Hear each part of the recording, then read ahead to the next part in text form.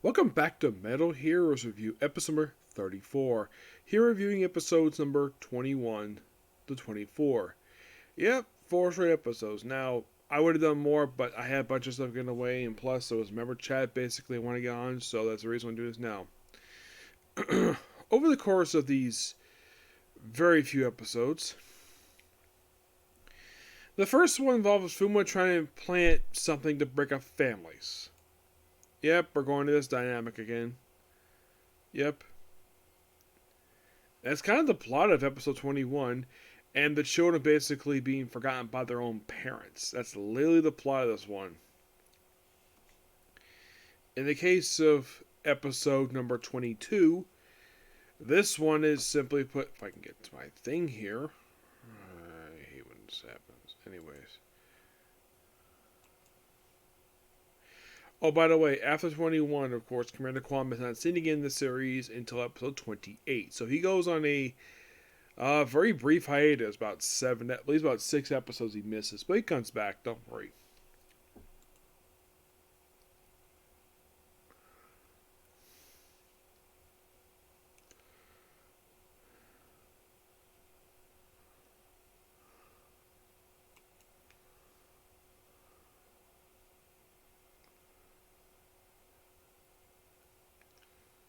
Okay, so, alright. In the case of episode 22, this also involves the first ever, it's the first ever fight that happens in episode 22. Where the plot of this one is that Fuma wants to turn people into mermen and mermaids.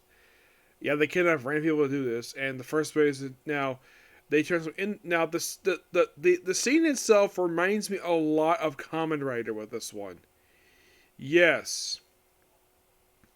The operation and the noises that this guy makes when he's making to a merman, or at least an Aquaman, as the aquatic man, as I've heard him as.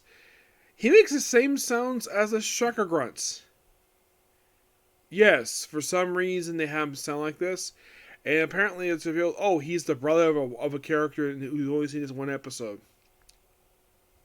And this whole thing's ocean based, and they have the strange world thing with this one, where Shaider is battling you're basically battling paper maches of great white sharks. I am not kidding about that.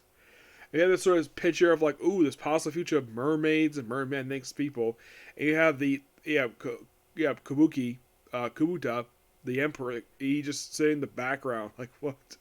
Yeah, by far a very interesting episode. 23 is a very exciting episode. We have it where Shaider is basically drawn into a hellish trap made by Fuma. Yep. And they at least gas on him that prevents him from transforming a lot of the episode until Annie brings the ship itself, the thing that helps him transform, fires the beam to get him to transform. And he says it like 3 times in the episode center, and then he transforms. The only reason how Annie knows about this because briefly despite the fact they cut all electric communications, he was briefly able to get through, no problem, somehow. So he brings it down, and it's all due to artificial poison gas. Yep, a really fun episode, exciting, like start to finish, really good, and it puts Shaider in peril. Yep. In the case of 24, this is a weird one. Mostly put for this one, it kind of, in a way, is a bit of a revelation about Poe. In the case of 20, I forgot to mention, we have Shaider briefly fighting Poe. Very briefly, for like a couple minutes, but yeah, first on-screen fight with the High Priest. I refuse to call him a High Priest, just because it's a guy dressed as a woman. Yep. So basically, in the case of 24, review a big plot element about Poe. Poe is 12,000 years old. Apparently, despite the fact that, they found out the descendants. It's like, basically, this is a bit of contradictory of how she was written back in episode 17-18, where it seemed like she was around maybe about 20-30 years. And here's like 12,000 years old, and she kidnaps young women to keep herself young. So we have a Carmilla syndrome with this one. Yes. If you're curious, who the heck is Carmilla? She is a woman who lived back, I believe, in the 16th, 17th century. And the thing with her is she allegedly she kidnapped 100,000 women to offer their blood to keep herself young.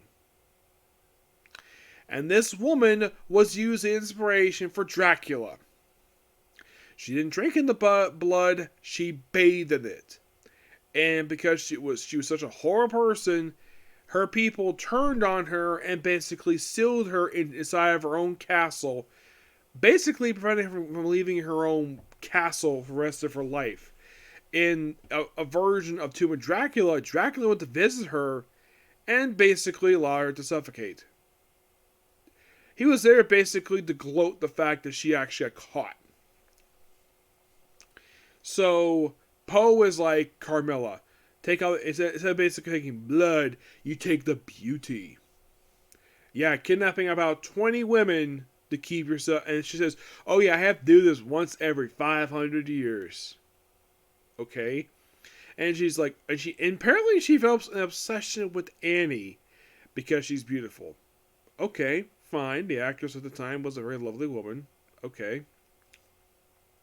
So they have her basically tossed on this amusement park for a part of the episode, and then she ends up in the hands of Poe, where they proceed to briefly, it seems like they're dancing, and then Poe tosses her into a bubble. A literal bubble and before this, she unveils her true face, where she looks like a jackal.